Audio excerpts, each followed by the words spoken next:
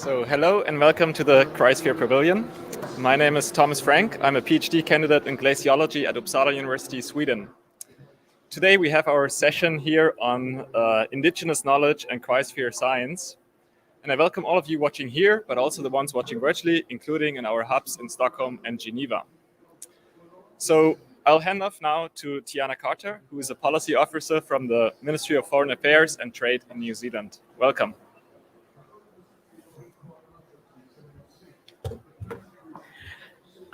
Tēnā koutou, tēnā koutou, tēnā koutou katoa. E ngā mana, e ngā reo, e ngā rauranga tira mā. Ngā mihi mai oha kia koutou katoa kua huhu mai e te rānei ki te whakarongo ki tēnei whakāturanga. Nau mai hara mai. Ko whakatere me maunga ki ngā maunga, ko waima te awa, ko te waitemata te moana, ko tuhirangi me o rākei ngā marae, ko ngā pohi me Ngāti Whātua, ngā iwi, ko Tiana Carter tōku ingoa. Greetings to you all from Glasgow, and thank you all for joining us today in person and online. My name is Tiana Carter. I'm of Māori descent, the Indigenous peoples of Aotearoa, New Zealand, and my tribes are Ngāpuhi and Ngāti Whātua. I am also a policy officer, as Tom said, working for the Ministry of Foreign Affairs and Trade New Zealand, and I am extremely privileged to be co-hosting this event today, talking about Indigenous climate adaptation and mitigation, particularly the responses from Alaska and Tokelau, alongside Kelly Moneymaker. I will pass the floor over to her now to introduce herself. Thank you. Thank you, Tiana. Thank you, Tiana. Thank you, Tiana. Thank you, Tiana. Thank you, Tiana. My name is Kelly Moneymaker. My father is of Inupiaq and German descent, whose ancestors are from Nome on the Seward Peninsula of Western Alaska. My mother is Samoan, whose ancestors hail from the village of Nu'uli, from the Tongo family. My great-grandmother was a Taupo princess, and my grandmother was from Leotatai. My last name, Moneymaker, is directly translated from Geltmacher, the moniker of my German grandfather's ancestors who worked at the mint printing money. I was born on the unceded territory of the Lower Tanana Dene people. I currently live, work, and study in Aotearoa on Maori lands of the Ngai Tara Iwi. I honor the traditional and ongoing stewardship of all Indigenous peoples with a commitment to respectfully working in close cooperation. I'd like to recognize the Gaelic peoples of Scotland, on whose traditional lands this event is being hosted. I'm currently earning a Master's of Creative Enterprise degree at Massey University with a focus on Indigenous media. I feel the combined use of Indigenous knowledge and modern technology are the key to solving climate change. On behalf of Massey University and Tiana and myself, I'd like to thank Pam Pearson, Dr. Heidi Sylvester, and Amy M. Dykey of ICCI for this opportunity and for your hospitality. Thank you to the Indigenous peoples of Tokelau and Alaska for sharing your wealth of knowledge and entrusting your stories to my team members, Tom Trainer, Dennis Davis, Gabriel Derrick, and Philip Blanchette. Thank you, Paula Fiva at MyCore and Anna Broadhurst at MFAT, Simone Gabriel, John He, and Bridget Johnson at Massey University. Sorry, there's an echo. I'm more than grateful. The words can possibly express for your support and contributions. And finally, thank you to all of you for engaging with us. I'll turn it back to you, Tiana. Awesome. Thank you so much. Thank you so much for that, Kelly. Thank you. So thank you, Kelly. Today we will be talking about Today we will be looking at Indigenous climate adaptation and mitigation from both hemispheres with responses from Alaska and Tokelau. The event will include a showing of award-winning short documentary Waka about Tokelau's resilience and solution-based approach to climate change-related storm surges, and the premiere of Drum Song, The Rhythm of Life, a documentary trailer and featured clip which explores Indigenous climate adaptation across Alaska as communities respond to melting glaciers, permafrost, and sea ice. If we have some time at the end, we will pick up a quick Q&A. So thank you. Now, what I would like to do is introduce Pualele Penehuro Pene Lefale. He is the director of LEA International, specializing in disaster risk reduction and climate change. His acclaimed career as an international climate science and policy analyst includes work with the New Zealand Meteorological Service, Samoan Meteorological Service, the World Meteorological Organization, the Secretariat of the Pacific Environment Program,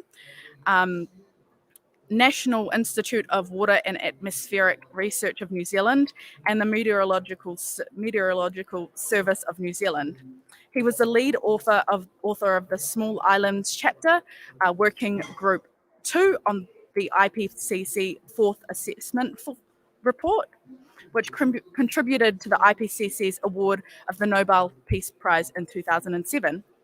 Pene is also the climate advisor for the government of Tokelau's Ministry of Oceans, Climate and Resilience. Please join me in warmly welcoming Penehuro Lefale, who will be introducing Vaka. Thank you, Pene. Thank you, Tiana. Kia ora tātou, māloni, ki te mamalu, heke heke kua awhio nei. Ulu tonu mai, whakahau tonu mai, nofo tonu mai. Good morning to you all, and hello to those watching this event online. It's a great honor and privilege to be here today on behalf of the Ulu of Tokelau, Honorable Feliciano Kalolo, also Minister of Climate, Oceans and Resilience, and the government and people of Tokelau at this event. The stakes of the outcome of COP26 are higher than ever, and decisions we make here in Glasgow have profound implications worldwide, regardless of who or where we come from. This event will present Indigenous communities' climate actions at the local level to address global climate change. Note the word global, because no one country can be able to solve the climate crisis.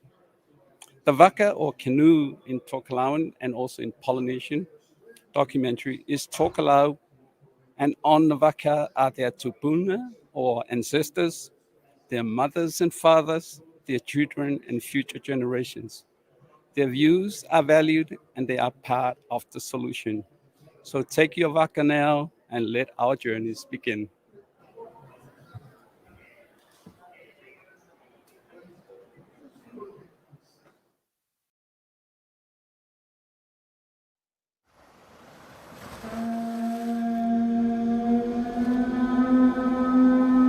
The Waka is Tokelau, and on this Waka are our tupuna or ancestors, our grandparents, our mothers, our fathers, our children, our future generations.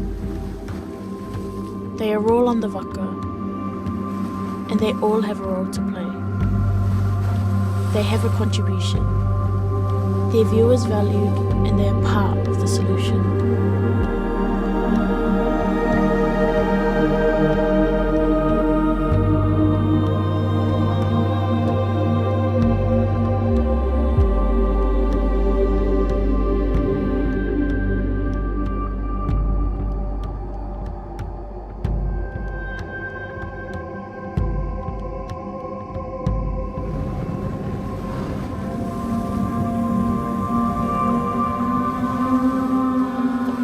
Tokelau is our ancestral home.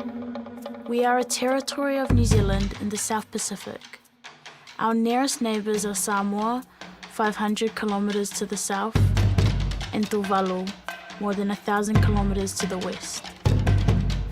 We are a Pacific community leading by example to save our home for current and future generations. Supported by science, our neighbours, and New Zealand, we live and work together by our traditions. We strive to keep Tokelau alive, thriving, and healthy, now and long into the future.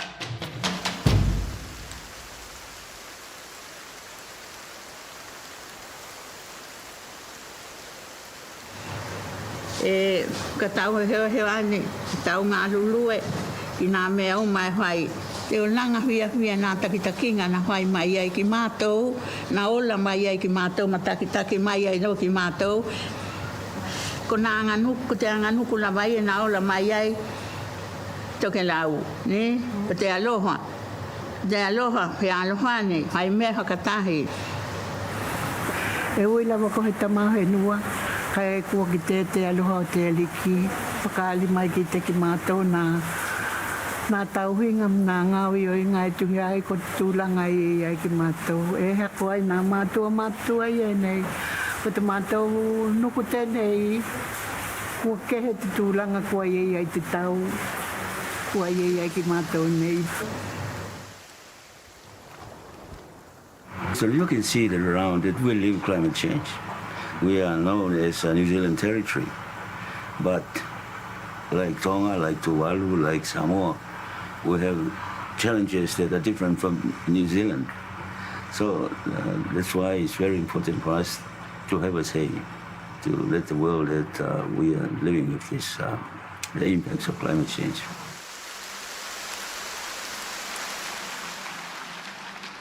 Your Excellencies, recently I visited the remote atolls of Tokelau in the South Pacific.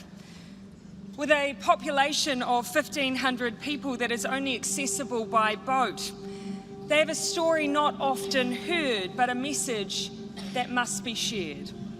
It's a message underscored by their new coastal walls, which are already toppling over as a result of the assault by the sea, and by the children who tell you they are worried about the future of their home. Ladies and gentlemen, it's a message of urgency. And I'm asking myself about the issue of climate change. But at the moment, we can see a very big difference from the past up to now. Very, very hard for me to say how can I leave this island as a special one.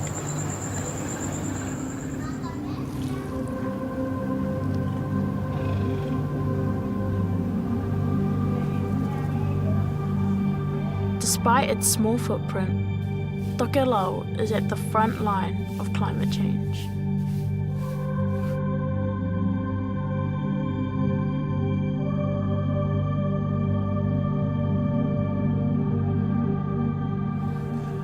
And in particular in places like Tokelau, their emissions are tiny, but the impacts that they will see of the global emissions will be huge.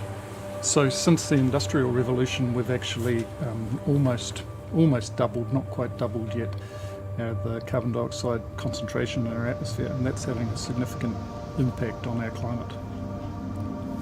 As a global community, it's obvious that we need to make big effort to reduce our emissions of greenhouse gases. So in 2017, Tokelau endorsed its climate change strategy called Living with Change.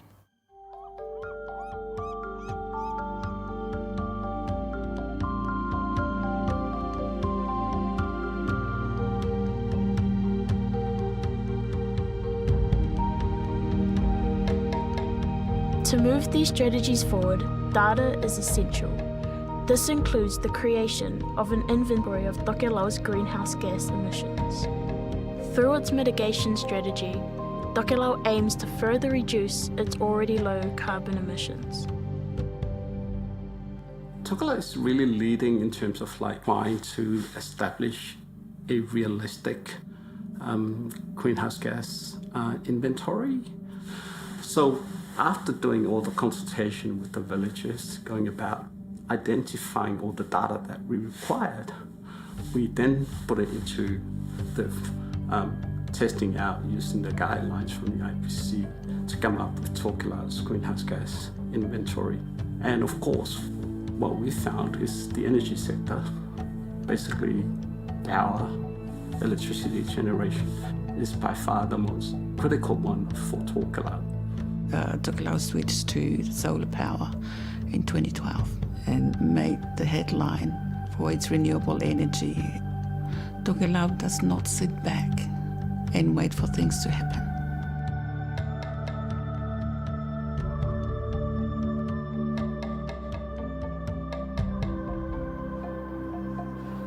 The off-grid solar system there is perfectly suited for a small island like this.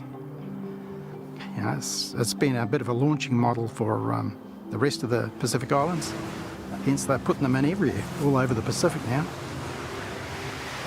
Ia, talu te hui ki te sola, kua heurora le te kuhe lahi te tiho ne, kua whakahingo hui nā hukau ne, I toha hui ne, e nai te tō tau lea.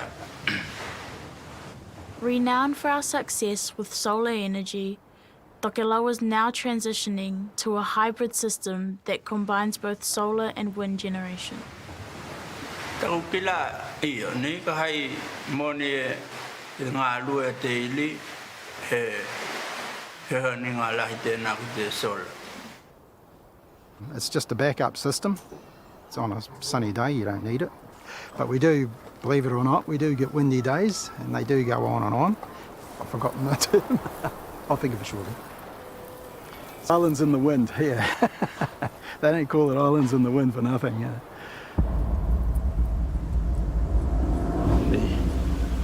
Kai I te tau hanga, awe iwa he lau he hulu hoa, whanau magilalo nā hwale. I nai hwale lawa nai to toe pe toe hwai hwale.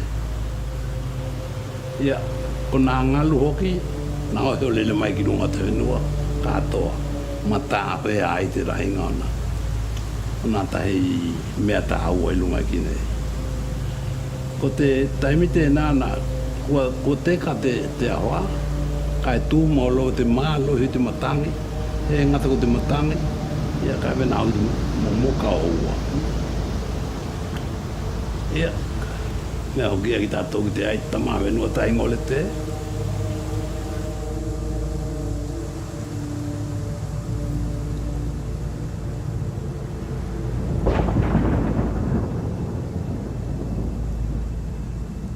As the climate crisis intensifies, so too does the likelihood of catastrophic weather events in the Pacific. To protect our people, Tokelau depends on reliable weather information. Tokelau aims to reduce and manage its climate risks while increasing resilience to natural disasters. AWS stands for Automatic Weather Station. The beauty of the automatic weather station is you don't have to have a 24/7 shift work to be able to monitor the climate and the weather. Again, it's come down to data. Tropical data is critical to early warnings of any storm that will strike Tokelau. It's critical in terms of to enable people to prepare for the storm, because we have no mountains to run to in terms of a tidal wave or a storm surge. We are very conscious of this issue because it's affecting our lives and our future generations. When I grew up, there were small islands existed, but now you see nothing there. Kona o te tai e whanu ki roto. Te tai halo whanu ki roto I nā tai ngalu ni. E tā walele la nā waenga I e nei ni te hunga te tau. Kai ke ilo me hoki tangata I e whakaaloha toke lau kahi e pāina taimia nā tai ngalu. Ia ko te tali ngalu kua nā he tali ngalu lawa ke pui e te whenua, ni? Ia o te mahuanga tali ngalu na hai ke pui e nā tai e ngalu. Wa e lo mo ki tātou ko te tai e hiki lawa te tai, ni ki te taua e hui mai te. Nā mo ko kalawa ke te lahi te hia mauni heo ani tino aloha mai ki tātou te mahenua.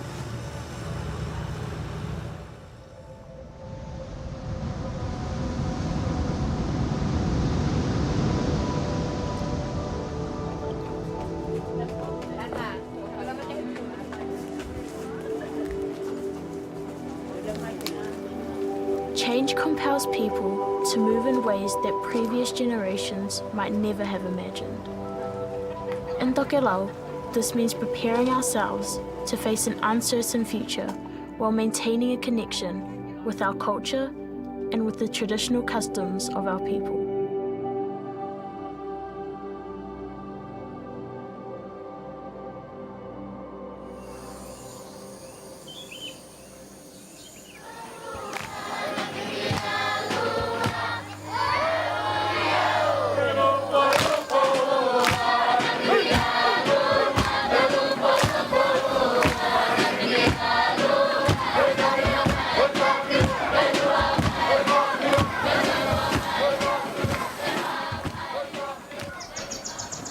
Tuie te ata kua kakao, e langa kita ko te whānau.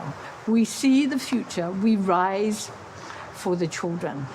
That expresses resilience in terms of collectiveness. Our school here has been particularly strong in what we call context-embedded learning, which is learning that looks at a real-life context.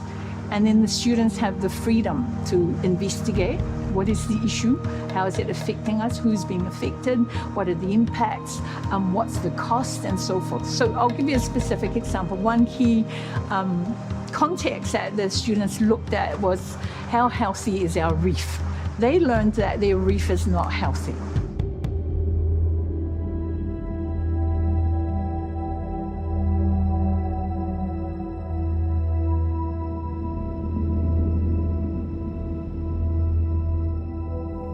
Because of the carbon cycle, some of that carbon dioxide gets dissolved in our oceans. The result of that absorption is that the ocean is actually becoming more acidic. So this is this process of ocean acidification, and it is quite alarming as well, because even though the changes are relatively minor, the ecosystems in our ocean are very sensitive to the level of acidity in the water.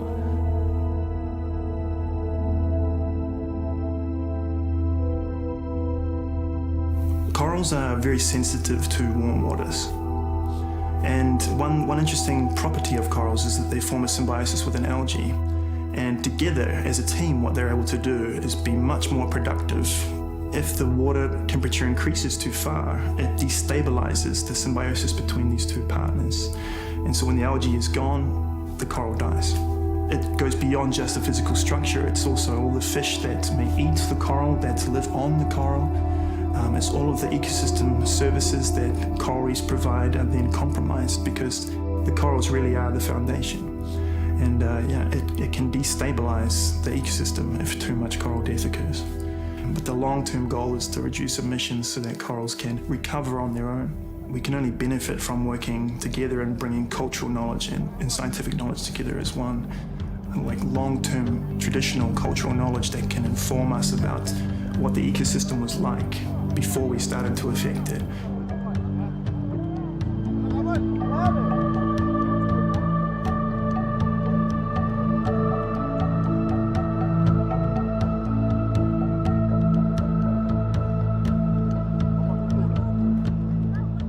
So one of the solutions that the children posed, because they were learning also from what's available on the internet, was coral planting. The coral is pretty dead from this part to that part. Horizontally and vertically, it's pretty much not a healthy reef. And they bring their findings to the highest level of decision making in the village, which is the taupurenga. And in terms of their traditional knowledge, they know which parts of the reef are thriving.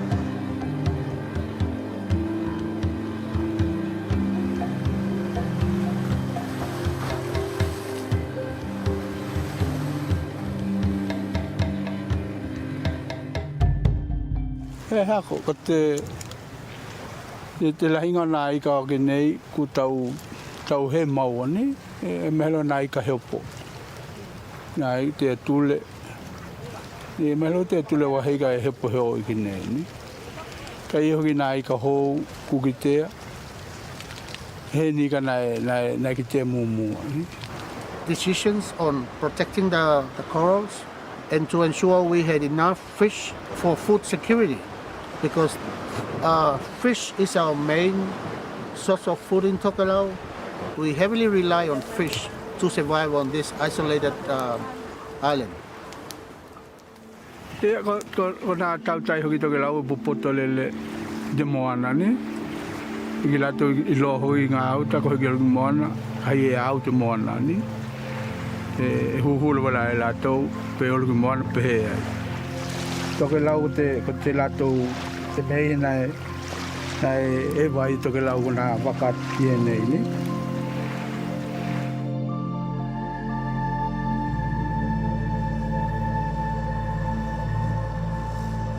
People must really be informed. They can have their own opinions, but they have to consider what the scientists say. It's not a one person thing. It's a collective responsibility for our children and for the whole world, I think. We come to realize, to strengthen our traditional knowledge, we need the science. And that is how we can work with the outside world. We are part of something bigger than Tokelau. Why are we doing it for what is the purpose? Do we hope to leave anything behind? For who? For a continued existence. It's important that we do these things. It's a legacy that was left behind. And it's our role to continue that, to create a safer place for our children and for those that are yet to come.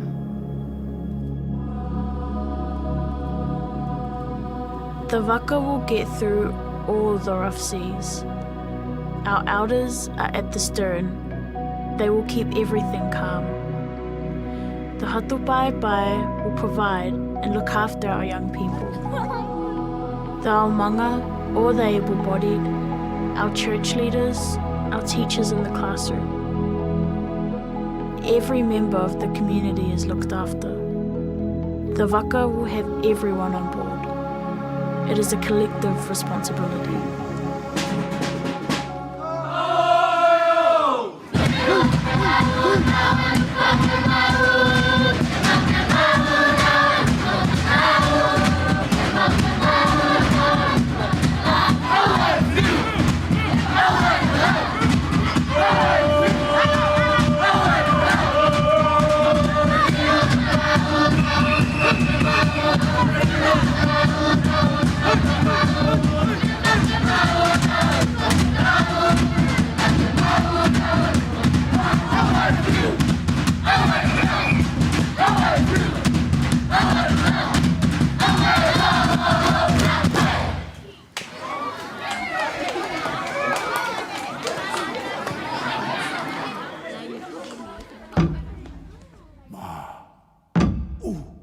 Kena, kila, kiluma, kila, kiluma, taunuku, taunuku, taunuku, Tokelau, Tokelau,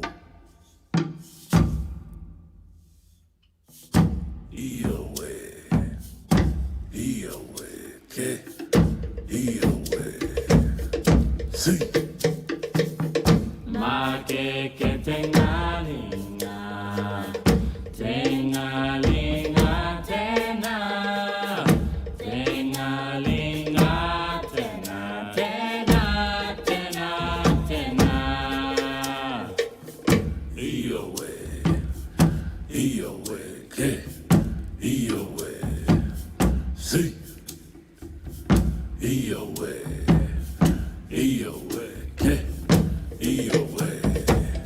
Ma que tengalinga, tengalinga, tena, tengalinga, tena, tena, tena, tena. Ma que tengalinga, tengalinga.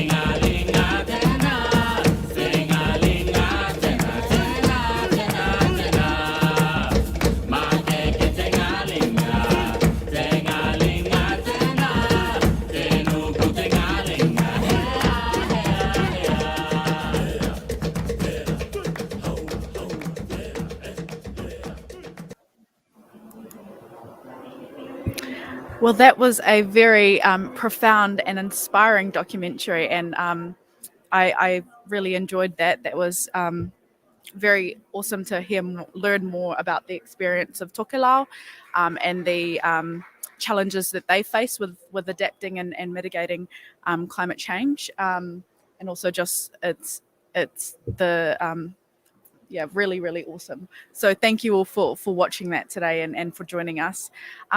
Now I would like to change to our next focus for this presentation. So these images up on the screen here are from the Inupiat village of Shishmaref on the coast of Western Alaska, where they are experiencing the impacts of albedo loss due to melting glaciers, permafrost, and sea ice. What we will go to now is Drum Song, the Rhythm of Life, which explores Indigenous climate adaptation and mitigation across Alaska as communities respond to climate change, to melting glaciers, permafrost, and sea ice.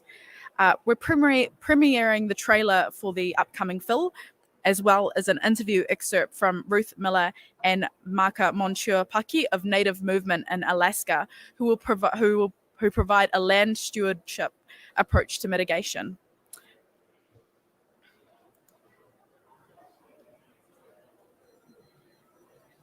Awesome.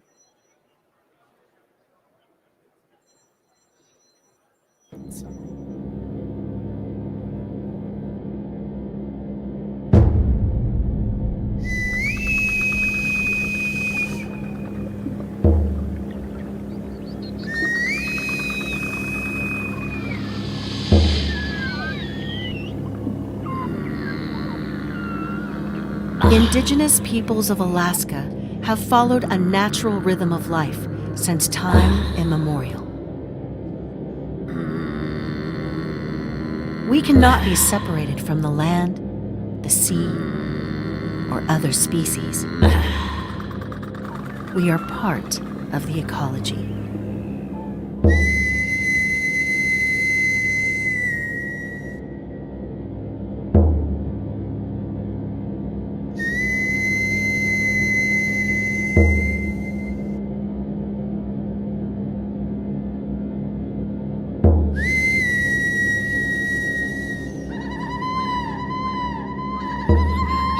Now, the rhythm is changing.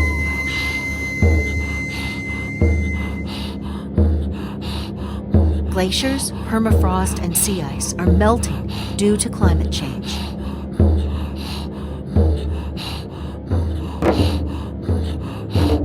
Carbon emissions from extractive industries such as oil and gas exploration are driving temperatures in the Arctic and impacting the environment in ways our elders have never seen before.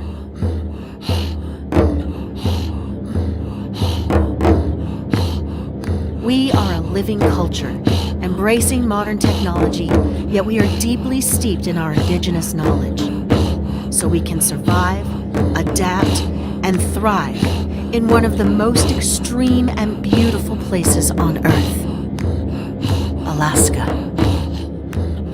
We will find a new rhythm. Follow the drum.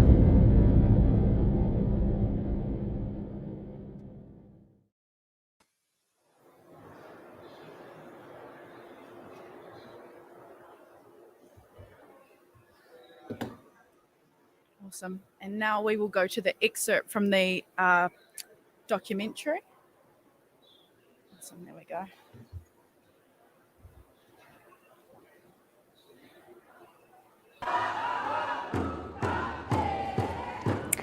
كيك غيرته يخطو ساكيك الخدستي قني خوني خد تسكت قيا قنا قيا كيتي خد كاتلو نخريدة تقن قا تيقتي تقن أخ كلادي خليق يقدتخ.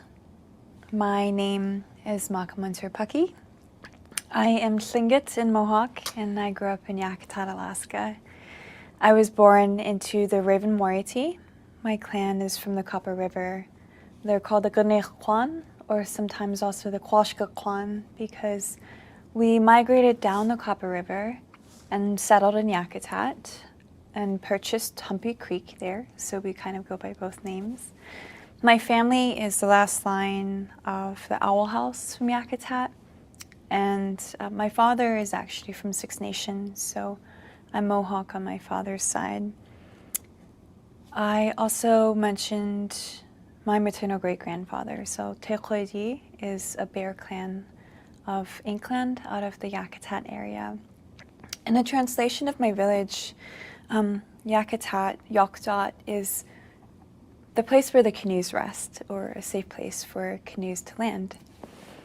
I have been advisor with Native Movement for a little while, but only this year have joined to help coordinate and produce for the Always Indigenous Media Project. And I also work with Data for Indigenous Justice and will be coordinating communications and storytelling on that side. Could you please state your name, a little bit about your community and your title, what you do? Klidu Shivak Isinch Iji, Deni Nagnaga Shaskun Kanashtu, Chakayangas Nanesh Ite, Shidiznaka Heather Kendall Miller Shunkta, to Uloid Miller Stukta, to Ukijne Vena Shikaya Kilanda, Dekaye Kak Shuguya Studa, to Chikinakali Kidiki, Yetel Hanubago Gyahli at Sette.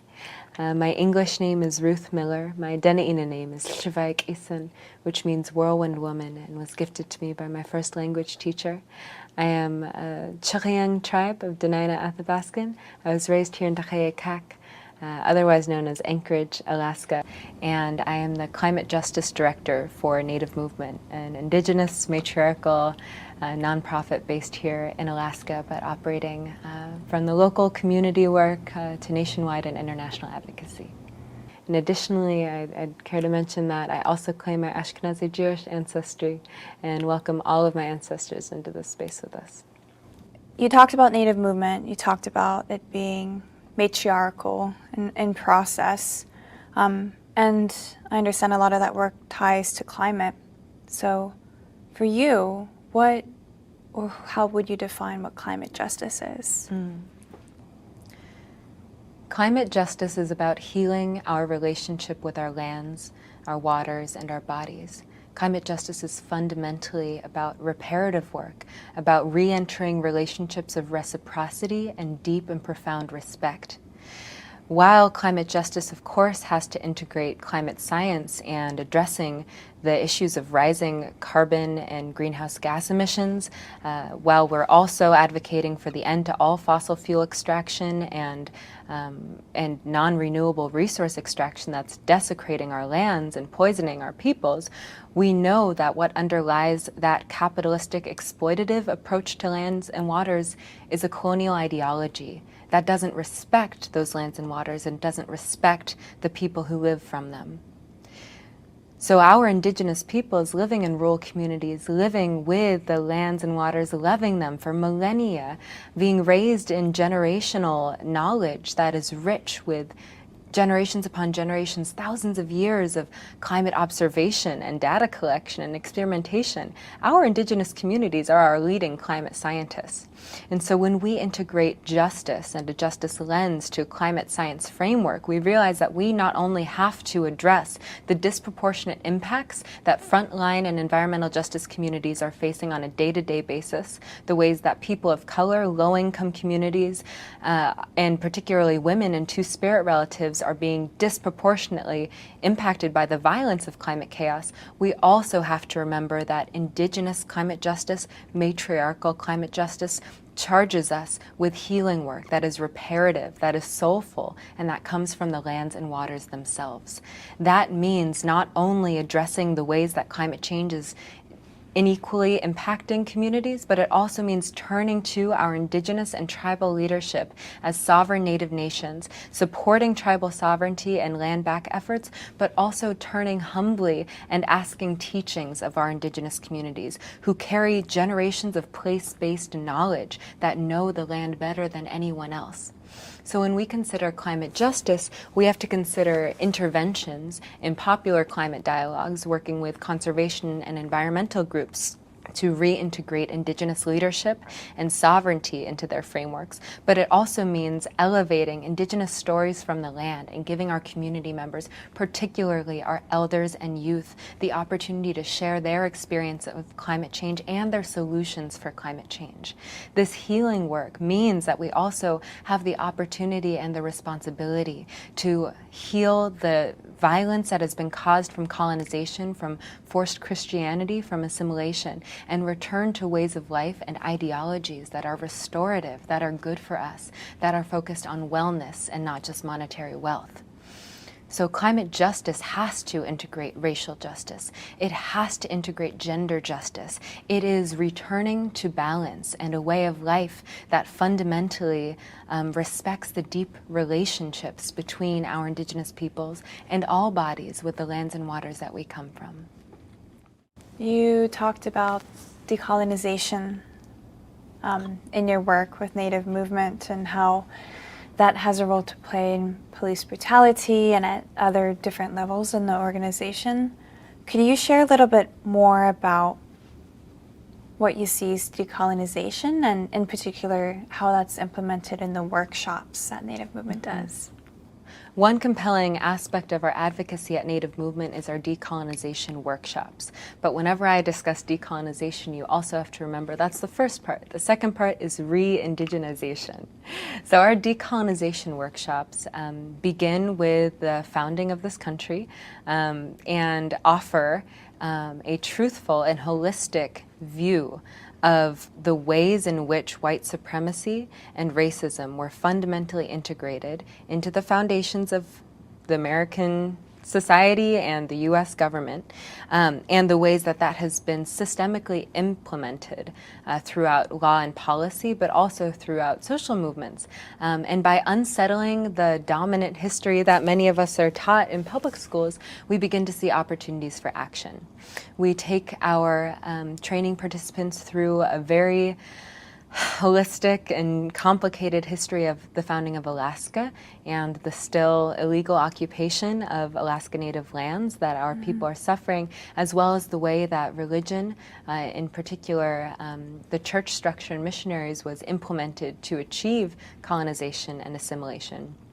But past that, we again provide tools and skill sets to our participants to not just unsettle the knowledges that they might have held previously, the unlearning process, but also offer learning and offer opportunities for reframing as we build anew. And what that looks like is unsettling the kinds of white supremacy characteristics that many of us live with unknowingly, and instead provide alternatives for how we can live in collaboration and in community with one another.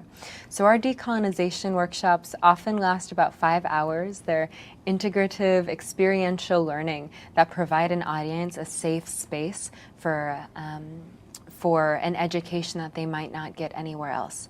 But fundamentally, we hope to provide resources for new community building as well as we go through the stories of boarding schools and the ways that our languages and cultures and dances were taken from us. We also want to elevate Indigenous solutions and opportunities for change and avenues for action that our participants can take to be in better alignment, not only with our lands and waters, not only with our Indigenous communities, but to be in better alignment with themselves as well. From what I hear, the decolonization workshops like dive in and tell a true history that so many of our schools and so many of our public education doesn't include. Well, and this dominant and exclusive history is one that we're all consenting to until we have the courage to change it and to question it. A lot of people don't understand how vast and large Alaska is as well, that each region has different specific histories, that there's communities where we never were actually conquered. Like in my village, we burned down the Russian fort, and then suddenly we were American out of nowhere.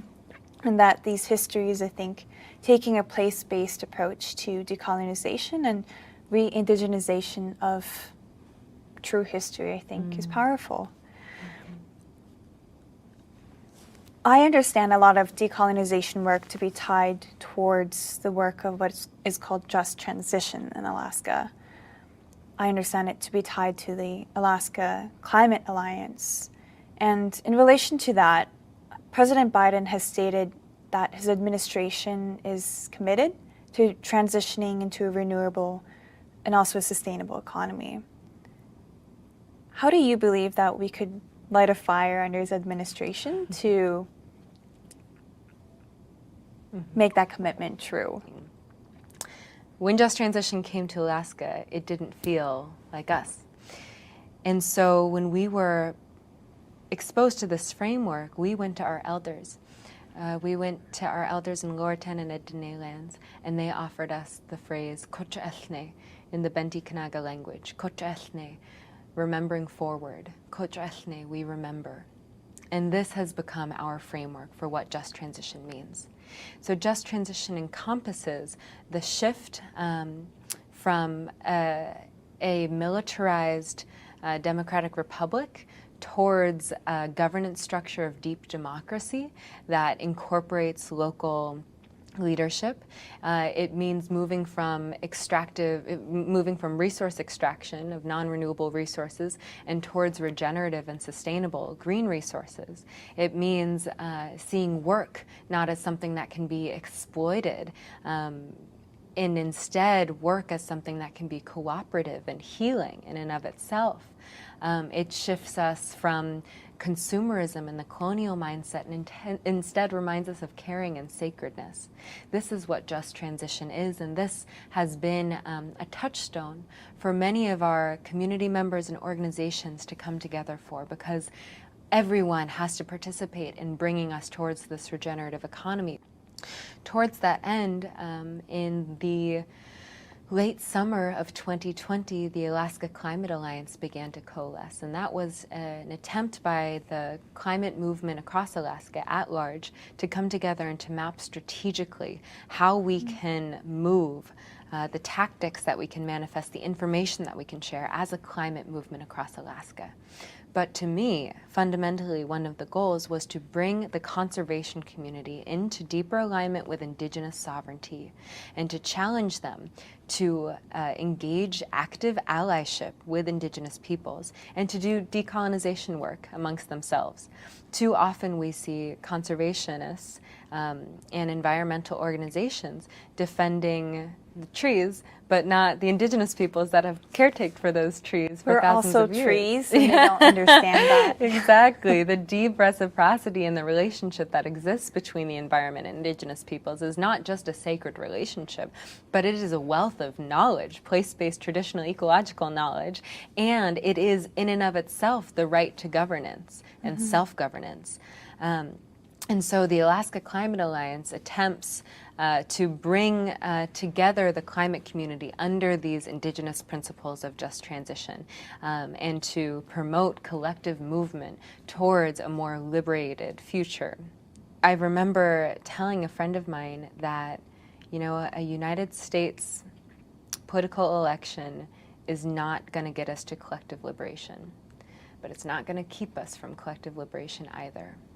So we remain eager to work with the Biden administration for real and permanent protections of our sacred lands and our resources. It is a challenge to bring an Indigenous framework to fundamentally colonial systems of governance, but we are a giving people and we are a compassionate people that are eager to share and eager to teach. And deep collaboration with the Biden administration could reach so many different agencies and lead to such bounty and justice for our peoples that have deserved justice for so long. And so I believe that our communities, you know, stand by an open invitation to the Biden administration to come and learn from us, to come and share space from us, be in the smokehouse with us, go on a hunt with us, and understand what it means to care for land so deeply, to be so devoted to lands and waters that they are an extension of yourself, that you know who your ancestors are because you walk with them every single day. You know, we have seen a huge myriad of efforts to reach the Biden administration first on my mind, of course, is the Justice 40 initiative by the White House Environmental Justice Advisory Committee. We have a number of incredible Indigenous leaders that are members to this committee, and we were very disappointed to see the way that their environmental justice recommendations and standards have seemed to be dismissed. And so as we advocate not just for our community members to be incorporated into these federal systems of advisory committees and oversight, what it has to come down to is a deference of power. You have to be willing to give decision-making power to your advisory committees, otherwise they are far too easily ignored, and we see that nothing changes. And I would advocate vocally for not just increased representation from the Arctic, who's suffering the climate crisis at 2 to 4 times the rate as the rest of the world due to Arctic amplification, but to see deep decision-making processes be integrated with Indigenous frameworks and Indigenous voices. And so when we have an incredible piece of work like the Justice 40 initiative, now is the time to take that leadership from environmental justice leaders across this country and to implement their recommendations. We now have the opportunity to incorporate those recommendations into the infrastructure bill that is sitting in Senate committee right now. And this opportunity means, or could mean, real change here on the ground. But there's only so much faith we can give before we need to see action taken. Could you share a little bit about the Always Indigenous Media series that was called Living in Contradictions? Always Indigenous Media began as a ragtag team of citizen journalism confronting the Alaska Federation of Natives and being extraordinarily dissatisfied with the way that oil interests and military interests were overrepresented over our Alaska Native community voices. So we decided to provide alternative media based in social media, based on Facebook and Instagram, so that community members who were not able to attend in-person events at AFN were able to hear insights about what was happening, about the proceedings happening, but additionally to see alternative panels that felt and looked like us, that reflected our Indigenous community. We held panels on gender justice. We held panels with Native veterans. We held panels with youth proposing climate justice resolutions. And this became a really crucial way to pass the mic and to decolonize media through increased accessibility. Always Indigenous Media went on to provide coverage of COP25 in Madrid, Spain, incorporating a lot of different Indigenous youth voices to not only give insight and to share back home what was happening on the ground, but to deepen the engagement process so that more and more people can begin to break down these barriers of entry to these generally inaccessible decision-making spaces like the COP25, and instead be able to, turn on their phones, turn on their social media, and access dialogues that were happening in real time. I think of the stories. I grew up with my grandfather was always a storyteller, and after dinner we'd sit at the table and he just would talk for hours about his childhood and his experiences. Those stories follow a rhythm. And as Indigenous people, we inherently move at a rhythm. We often in Tlingit culture say the first drumbeat we hear is our mother's heartbeat in the womb, and that's the rhythm that leads us. Do you feel that that type of rhythm has changed? Indigenous people follow a natural rhythm of their communities in life. Do you feel like that rhythm has changed? Many of our elders have always warned us that this time would be coming, that there would be a great reckoning. In our stories, we share the experience of prophecy, and in each of our experiences, many of us have encountered elders warning us about what is to come when the fish won't swim in the rivers and the berries won't ripen on the vine. That time is now. We are seeing unprecedented changes in our environments. We are seeing changes that we are struggling to adapt to. When the sea ice is no longer freezing in the same patterns and the same timing, we have nothing to protect our coastal communities from winter storms. We have nothing to prevent the communities from eroding into the sea. We have nothing to prevent the permafrost from melting underneath our houses and creating unstable terrain, not to mention releasing additional greenhouse gas emissions. When our berries are suddenly ripening at different seasons than what our elders have always taught us, so many of us are at a loss. But our people have always adapted for millennia. We have always been innovators. We always have been contemporary peoples, and we continue to be contemporary peoples. So as we ride these waves, we should not fear the changing of the waves. We should not fear learning these new rhythms, but we should remember the ideologies that always brought us back to balance. We have stories of great glaciers across Alaska and times of severe scarcity, and still our people persevered. We are so deeply resilient into the fabric of our spirits, into our bones. Our DNA is fundamentally tied with this place and this place only, and it always will be. What we're being challenged with now is learning new rhythms and understanding the ways that we can take agency, we can take action in ensuring that those rhythms are harmonious with the rhythms that we have always recognized. Just as with the waves on a shore or the moving tides, just as with our heartbeats, these rhythms might be challenged, but when you love something, you fight to protect it. When something changes and grows, you work to learn it anew. And we might be challenged soon with coming up with new words in our Indigenous languages to describe the ecological shifts that are happening as a result of the climate crisis. But we also know that we have the fundamental teachings from millennia and millennia of perseverance and subsistence to guide us back into balance. It is those teachings from the past that will lead us into a holistic, wellness-centered future, one that's based on cooperation and caring and compassion. Our Indigenous lifeways show us the way forward, and these rhythms will become ones that we recognize again. Spoken like a true whirlwind. Absolutely. Oftentimes people ask me, you know, what advice would you give to young climate activists? And I'm not going to tell anyone to fix their leaky faucet or to turn off their lights more often.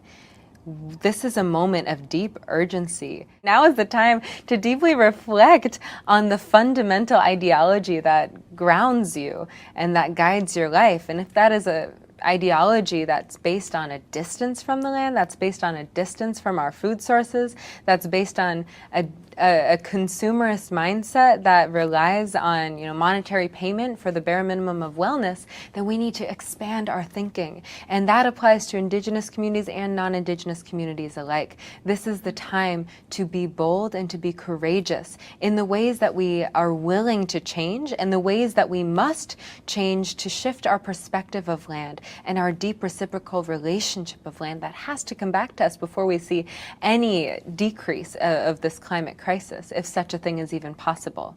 The ways that we enact justice in climate mitigation and climate adaptation strategies will fundamentally rely on Indigenous wisdoms and place-based knowledge. They will have to take care of all communities of color, all low-income communities, all houseless communities. This must be a transition that caretakes for all people, and the only way that we will reach that is with community input.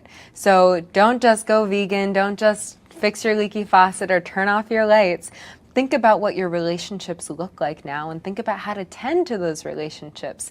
The lands, the waters, they have not abandoned us. Our Asnena, our Mithni, our Kaneshi, they have never left us. They continue to feed us. They continue to give us clean water to drink. And when that is jeopardized, we must fight for it as an act of ultimate gratitude, as an act of reciprocity, and to continue being in right relationship with our first mother.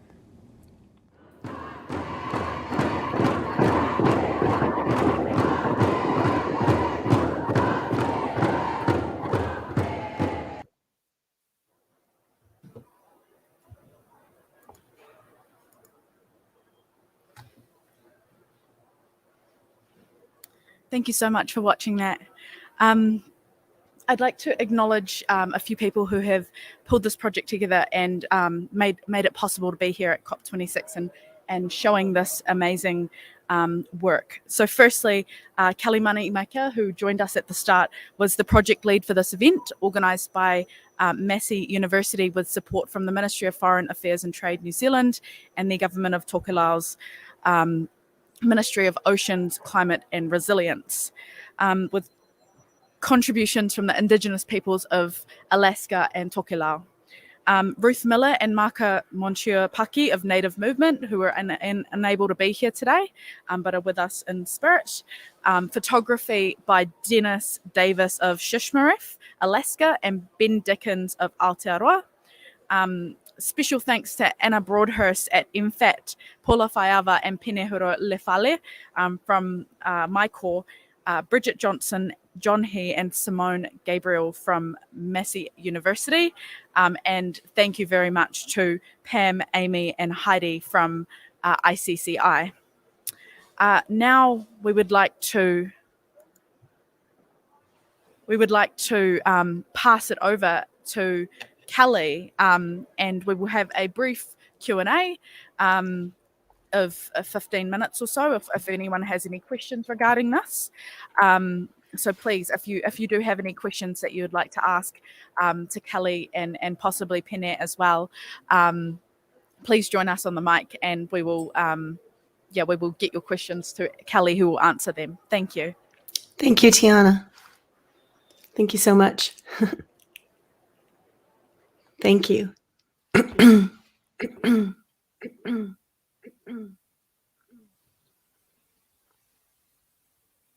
bit of an echo from our end, Kelly. Just very brief. I think it's okay. Is it still there? Okay. Do we have any questions for Kelly? Otherwise, there may be some questions online if people are joining us online as well.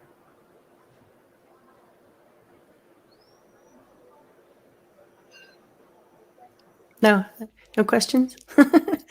Any for Penehuro? We've got someone here who would like to ask a question. Thank you. Well, thank you very much for these two very nice documentary. So I have a question referring to the second documentary in Alaska. I'm wondering, I don't know if it's a very good political question here, but I'm wondering if there is some program from international cooperation, so for example in Alaska from USAID, and how the indigenous people receive this program and what it's happening, and if they are like in phase with this program or if there is some kind of, maybe they're not the best thing that they could be done there. If I understand the question right, yes, Native Movement does hold decolonization courses for corporation. Decolonization and also indigenization.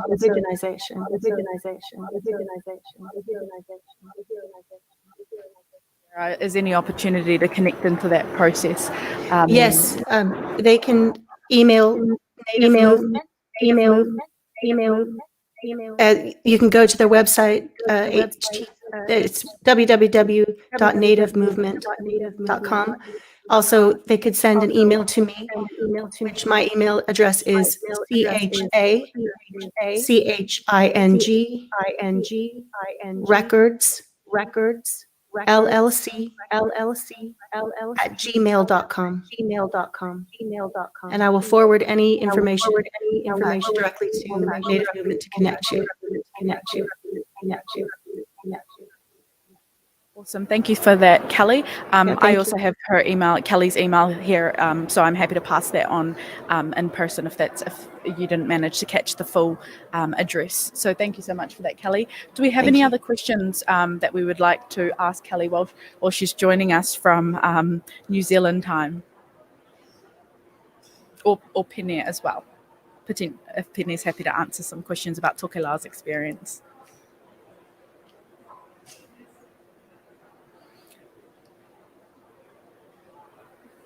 doesn't look like we've got any questions in the room, Kelly. I think I can speak for my experience of watching Vaka and watching the drum song excerpt. It was very inspiring and very just very inspiring to watch those sharing of experiences. And thank you so much for inviting me to moderate this side event today, and just really appreciate your amazing ability to pull together these stories and show them in a way that really resonates with me as an Indigenous young person. So thank you so much for this opportunity as well. Oh, thank you so much. It's been my honor to work with Tokelauan and Alaskan Indigenous peoples, and grateful that they have entrusted my team with their stories. If anyone is interested in joining the mailing list or the premiere of the film once it's finished, please speak with Tiana and get my email from her if you would like to join the mailing list. Our website will be going live for Drum Song Film shortly, but until then, get the direct email. Thank you so much for engaging with us today. And again, thank you to ICCI for allowing us this opportunity. Thank you so much, Kelly. So with that, I think we can close off, and yes, thank you all for coming. Thank you all for engaging, and thank you ICCI for this platform to share this experience. So thank you so much, and we will see you. Hopefully, if anyone has any information again or would like any information, please reach out to me afterwards. I'll stick around for a little bit and happy to pass on Kelly's information. So thank you. Thank you.